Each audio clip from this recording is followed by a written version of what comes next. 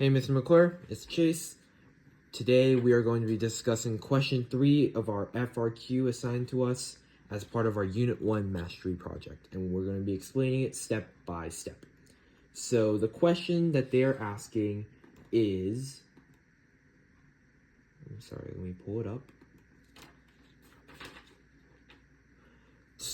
It's 4 parts, and the first part is describe a procedure for collecting data that can be graphed to determine the acceleration due to gravity. Students only have access to a sphere, stopwatch, and meter stick. Include any steps necessary to reduce experimental uncertainty. So we already know that what we have. So what we have is a sphere or ball, whatever object you want to use. We have a meter stick, and we have a stopwatch.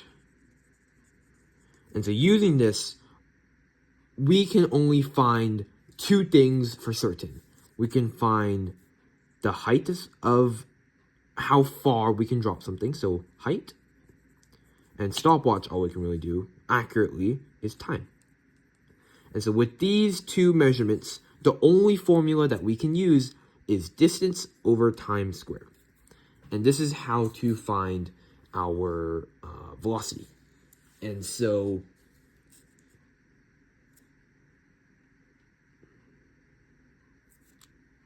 I'm sorry, I spoke wrong. That's how we find our acceleration. And so this is equal to a. The slope of this is equal to a, but we'll get to that later. And so in order to find this, the explanation that we could use is drop a ball from a rested position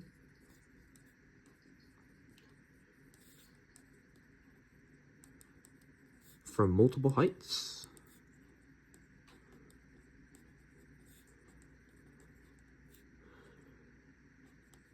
measured with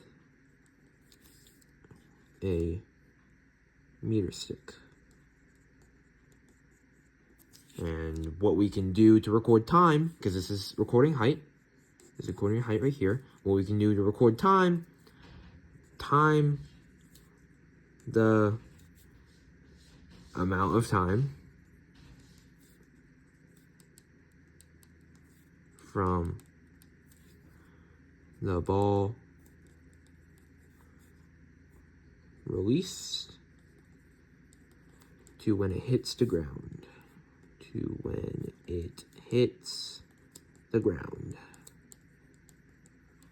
All right, so there's that.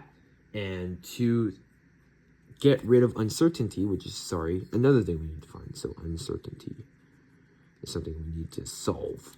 So to solve uncertainty, all we do is take multiple trials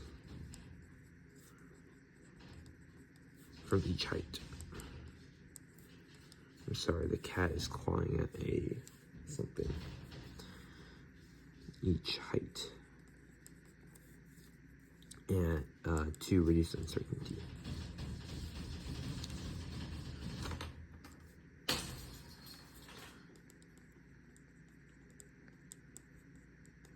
All right, so that is step A. Perfect. And so step B, oops, that's not good. Sorry, my computer is a little buggy. I'm just pulling up the questions. So part B is talking about how the data collected would be graphed and how this determines the acceleration due to gravity. And so B, like we just talked about, d over t squared is the only formula that we can really use in this situation reliably. And so d over t squared is our formula that we are using, and that's how we are going to collect the data. So the slope of this, so the slope of distance over time squared is equal to 1/2 of the acceleration that we need,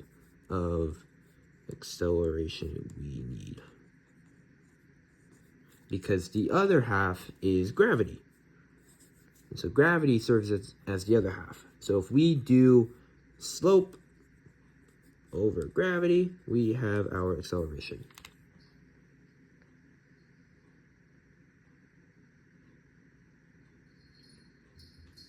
Right.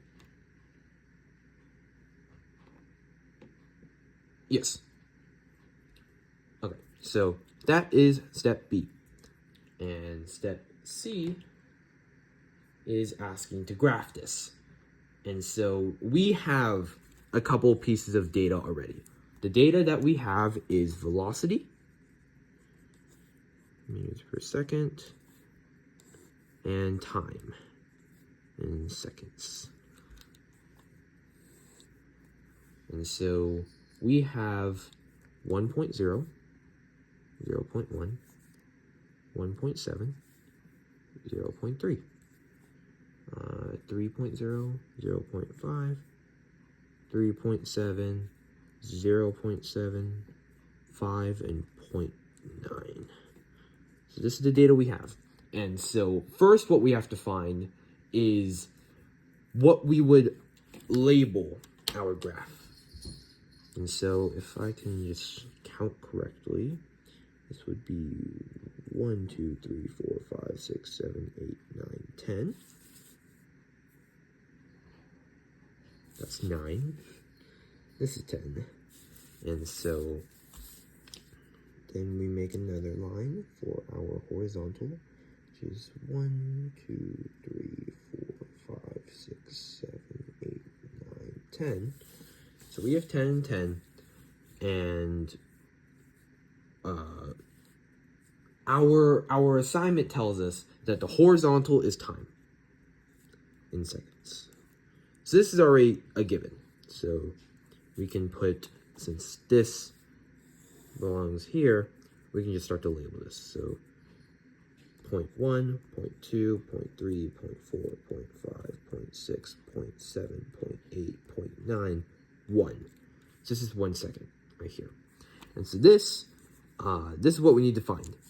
But the only other thing that we can reasonably add is velocity, because that's the only other measurement we have. So what do we label this? Velocity. Pretty easy, pretty simple. I wish everything was that simple. But we now have, I actually need to make this bigger because we are going to do 1, 2, 3, 4, 5, 6. And so we're going to have 6, just a little bit of runoff. So all we do is just graph. So this is 1, this is 0.1. Go ahead and graph that there. This is 1.7, just about here.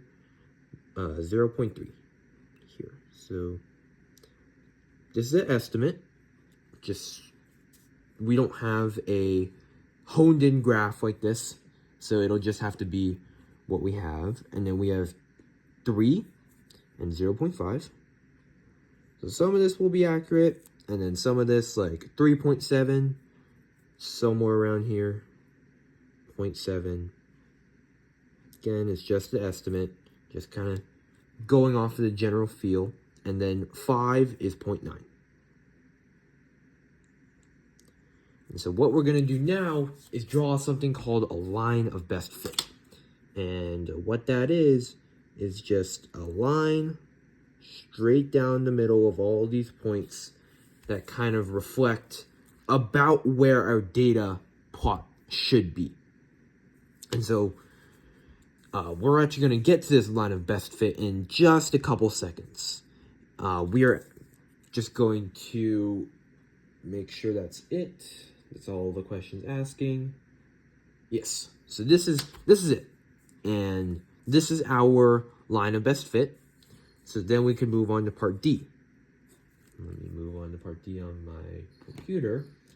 And part D is the harder part. Part D is talking about calculating an experimental value for theta. And so what we're doing is going off of this formula. So the slope of this is equal to gravity times sine theta. And so we're trying to find theta. We're trying to find this one right here, this guy right here. And to find that, we have to plug in everything else. So G is gravity, which we know is 9.8 meters per second squared. And our slope is actually what we're going to find right now. And so the 2 points that we can use are what?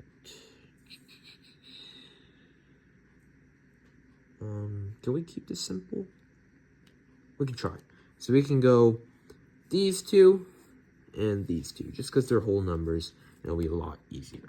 So we have 0.5 minus 0.1 over 3.0 minus 1.0. Because we know this is algebra 1. y2 minus y1 over x2 minus x1 is equal to slope. Alright, so then we solve. 0.4, what is this, 2? 0.4 over 2. We just grab a calculator. I'm sorry, I did it backwards. My mistake. Time is supposed to be on the bottom, because time is x. Very sorry. So we're just going to switch that around. 3.0 minus 1.0. And what did we have? 0.5 minus 0.1. And so, really sorry about that. That was just a brain fart on my part. I even just explained it over here. 2 over 0.4. And so if we grab our calculator here, 2 divided by 0.4 is 5. And so our slope is 5 meters per second. Pretty simple. And so we can plug this into this now. And now we can finally solve for theta. And so theta is going to be 5 is equal to 9.8 sine theta. And so let's isolate theta, like solving for x in algebra. So we're going to divide all this by 9.8. I'm going to switch that over here. And so we're going to be 5 divided by 9.8 is equal to sine theta. And so to isolate theta, what we're going to do is we're going to have the inverse sign. So sine, inverse sine, 5 divided by 9.8 is going to be theta. And so all we do, I'm going to look at this real quick. Trig, sine, inverse sine, 5 divided by 9.8, we get 30.6774244, yada, yada, yada, yada. And all we do, so theta is equal to, we're just going to round to the ones, so we're going to go 31. So 31 degrees. And that is theta. And there you have it. And so just check. If we divide our slope, never mind. Forget I said that. Right? Yeah, that's it. And so that's all we're solving for. Theta is equal to 31 because this is what we're supposed to be solving for. All right? And that's it. Thank you, Mr. McClure. Have a great rest of your night.